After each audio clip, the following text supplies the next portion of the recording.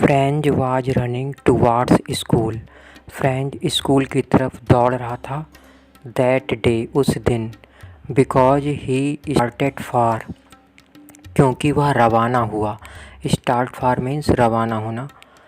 School very late, वो स्कूल के लिए बहुत देर से रवाना हुआ। हिज टीचर एम हेमेल, उसके teacher M Hamel had said, ने उससे कहा था that he would ask questions on participles, कि वो उससे पार्टिसिपल के ऊपर कुछ क्वेश्चंस पूछेंगे। And French did not know anything about it, और फ्रेंच को इस बारे में कुछ भी नहीं पता था। सेकंड पैराग्राफ है इसी में। ड्यूरिंग द वे, रास्ते में, ही नोटिस्ड, उसने देखा, the Prussian soldiers were drilling, Prussia के सैनिक अभ्यास कर रहे थे। बिहाइंड द सा मिल, आरा मशीन के पीछे।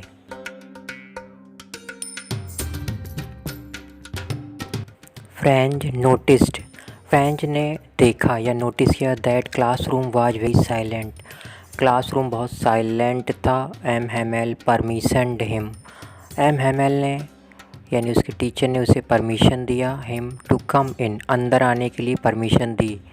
ही saw M Hamel in fancy dress, M Hamel party dress में थे, फैंसी ड्रेस में थे, अच्छी ड्रेस में थे। विच ही वुड वियर, जिसे वो पहना करते थे। Only on school festivals, school के जो पर्व पड़ते थे, जो भी इंस्पेक्शन का या अन्य पर्वों में वो पहना करते थे। ही आल्सो नोटिस्ड, उसने यह भी देखा, the villagers sitting on the back benches, कि जो ग्रामीण थे वे पिछली बेंचों पर बैठे हुए थे।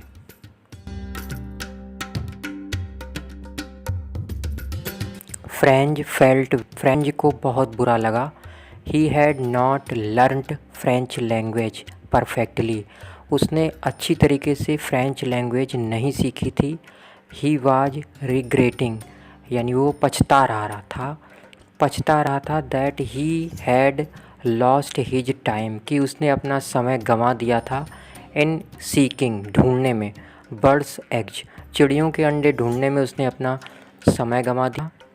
Now his books had become his old friend, अब उसकी पुरानी किताबें जो थीं वो पुराने मित्र की तरह हो गई थीं। Which he could not give up, जिन्हें वह छोड़ नहीं सकता था।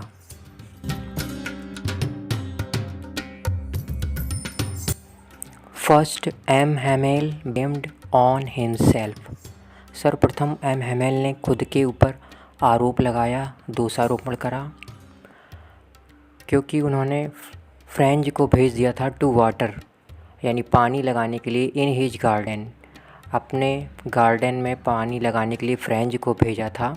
एंड गैव अ हॉलीडे, और छुट्टी एक दिन की दी थी। व्हेन एवर, जब कभी भी। He wanted to go for fishing, जब कभी भी उन्हें मछली पकड़ने के लिए जाना होता था तो वे फ्रेंच को एक दिन का हॉलीडे भी दे देते थे। M Hamel also blamed his parents, M Hamel ने उनके माता पिता पर भी दोष लगा दिया। वर नॉट एंक्सस, वे अधिक चिंतित नहीं थे। टू एजुकेट, पढ़ाने के लिए, हिम, फ्रेंच को। They wanted to work him, वे उसको कार्य करवाना चाहते थे। ऑन ए फार्म, किसी फार्म में या फिर मिल में। ओनली फॉर सम मनी, थोड़े से पैसे के लिए किसी फैक्ट्री या फार्म में उसको कार्य कराना चाहते थे।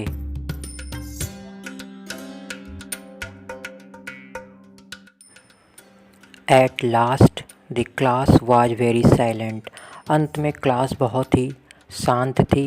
M Hamel was explaining everything very patiently, M Hamel हर चीज़ को बड़े धैर्यपूर्वक समझा रहे थे।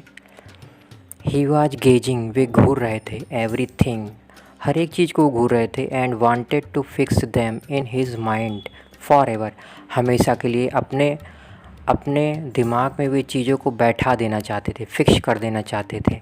फॉर एवर मीन्स हमेशा के लिए। एट लास्ट, अंत में, M Hamel could not speak any more, M Hamel कुछ भी आगे नहीं बोल सके। Because his throat was choked, क्योंकि उनका गला रुंध गया, यानी कि वो बंद हो गया।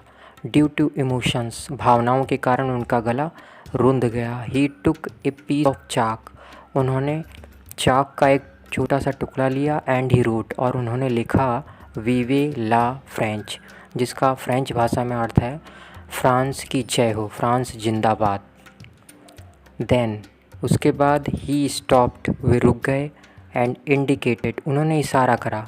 टू डिसमिस द क्लास, कि ये क्लास अब समाप्त होती है। ओनली बाय हिज जेस्चर, केवल अपनी मुख मुद्रा से, यानी अपने चेहरे के हाव भाव से बता दिया कि ये क्लास समाप्त होती है।